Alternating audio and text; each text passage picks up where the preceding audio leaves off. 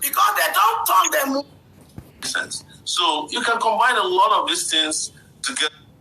Was a development that started in Saudi Arabia. Program for street children, and also nowhere for Mecca. When I see say their pikin, it become a matchery. So an amajiri is an abomination. Mecca no dey do am where Muhammad they say he come from. Why can't be say amajiri come take hold in our land? So they all the useless northern leaders they can't turn amajiri to their machinery because they don't turn them easy. What will be your plan for the amajiri? Because me, alias Hecho, the convener of Andaimogo Charity Organization in Nigeria, and the convener of Andaimogo Charity here, I am ready for this war because I said that Peking become a Majiri. None of my sons and daughters will ever be a Majiri again. Echo, thank you so much. We have. Thank you so much. Echo, no. This is not fair. There are a lot of people who are waiting to join this conversation. Echo, you can't take 10 minutes here. No, we can't do this. I'm sorry. Sowore, let me just say this. Before when you were online with us, the world has changed. It's a new world now. I don't think you can survive me anymore. All right, go ahead. Answer, Echo. Yeah. Well, Echo, thank you. I will take two questions because I didn't hear the last one. And the first one is how to expand opportunities for young people. And there are two ways that you start expanding opportunities for young people. Is to look at how, first and foremost, from birth, they survive. Because as of today, if you look at the indices of Nigeria's lifespan, it's just dire and dire every day. We are talking about 20 million kids that are out of school. Nobody's talking about the number of Nigerian children that are not reaching the age of 5, because this is one of the indices. Huge. Nigeria has almost the highest number of likelihood of death before you reach the age of 5, which means that you are not immunizing them on time. There is no primary, secondary, or even tertiary health care available if they get sick. So a lot of kids are moving in that direction because there's nothing in our communities to take care of, even childbirth, not to talk of immunization. I think people are mostly immunized against polio in Nigeria and maybe for the diseases. In the U.S., I had all my kids in New York at Columbia University Hospital. And before you can take the child out of that hospital, I think they have over 8 or more injections that they have to take. When they are leaving, give you enough food, at least for a few days before you start buying from the shops. I'm not saying it's cheaper to have kids in those places, but at least you see the hands of government, both in delivery, birth, and early stage. But the area we are going into is how do you take care of kids you call Amajiri? Contrary to what you said, Amajiri actually was a development that started in Saudi Arabia when Muslims were being persecuted and they were moving from Mecca to Medina. The meaning of Amajiri will surprise you. It's people who travel in search of knowledge. That's the simple meaning of Amajiri. But the Nigerian brand of Amajiri are abandoned and neglected children. And what we have said is that a child can actually be Amajiri and become a pilot. Reason being that I was a child who was fishing at the age of 9, who has now become a potential president of Nigeria because I had other smaller opportunities that my parents provided me. So, but your main question is, all these guys that have ability to transform themselves into wonderful tech stars, how do we provide opportunities for them? And my answer is simple. You have to create the environment for it. And what's the environment for it? Provide them easy access and quality education, number one. We have to invest in education like we've never done before.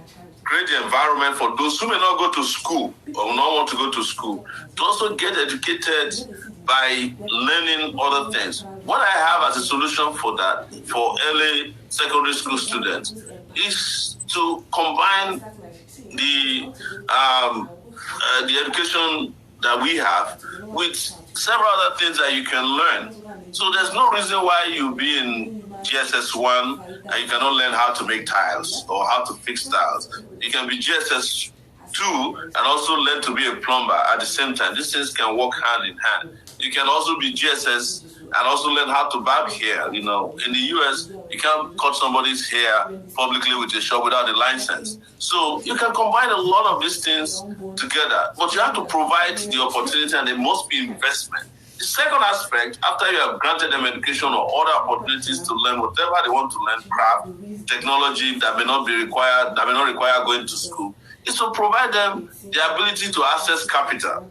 You know, I hate to hear from Nigerian politicians two words: empowerment and vocal training. What is the meaning of vocational training? No, they call it vocational training. I asked one of them one day, your children, did they go to vocational school? What is the meaning of vocational school?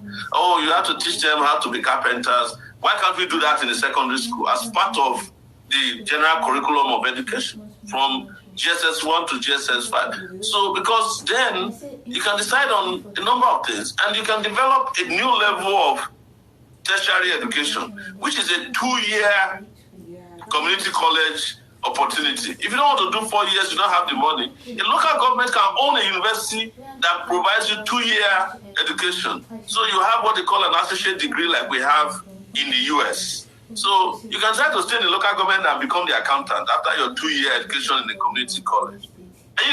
When I become president, I'm going to eradicate all these multidisciplinary universities, College of Education. Turn it to a university, Polytechnic. Turn it to a university. They're no longer necessary. You can learn at the same place how to be, an electrician.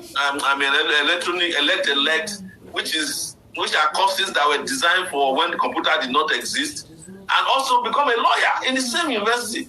Every goddamn higher institution in Nigeria today will be harmonized as a university when I become president. There's no College of Education anymore. No need for it. What we replace the College of Education with is a community college. And every local government will be licensed to obtain a community college license. So that local governments can own community colleges, which is a 2-year university. And if they are doing well and we look at them and they can upgrade to a 4-year university, we'll give you the upgrade. Because some private universities in Nigeria are not as good as if a local government owns a university. That's just on the educational side. Then what else do you do for young people? Provide them opportunity to get jobs. But not everybody wants to work. I belong in that category. I cannot work 9 to 5. I've tried it before. It didn't work. So I decided to go and create a job for myself, completely by accident. So there are a lot of people who just need the opportunity to make that step forward in life. The opportunity must be there so that they can make that transition. With regards to Nigeria, the opportunities are not there. If you have it, if they have a chance, they will kill it. I did Sahara Reporters for how many years in New York? I decided to rent an office in Ikeja and try to set up a similar, smaller Sahara Reporters as a foundation. The day I was entering the place when we were about to park in, they came and attacked me, they beat me up, police took it over. And before you do it, they were charging me for crimes I've never committed. They were charging me for murder based on a story I wrote about some guy. The police commissioner, all of them had become involved. They were waiting for Sahara Reporters. When I was arrested, it seems like I told you at the beginning of this story, I have 3 charges that are criminal in nature and about 10 civil cases from high-end individuals in the country. Just want to kill the idea. Even when they know that I'm not longer writing for Sahara, because they knew when I was in detention, I couldn't be operating Sahara Reporters from detention when I had no access to any device of electronic nature. So we go back to all these young people. What happens to opportunities to obtain capital? You understand? From the government. Opportunity to get waivers if you have a certain level of credible intelligence that we see. The US gives Nigerian young people special category of visas that has to do with intelligence. The Nigerian state doesn't have a program for Nigerians who have high IQs. But the US will give you a special visa if they detect that you have certain abilities that is not very common, is rare. The only way you can get money in Nigeria to start up a business, if you have certain special skills to steal or help them launder money, they'll give you money. You will get serious money. So I guarantee you that all these programs will not work if you don't solve one major problem: electricity. If you don't have electricity, you cannot industrialize. It's impossible.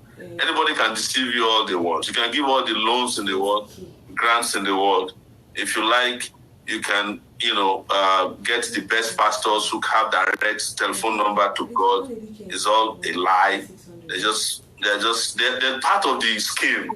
Their job is to make people dumb more and more, because I cannot believe, and I don't want to go religious today because they will say me and Rudolph are working together. I can't believe that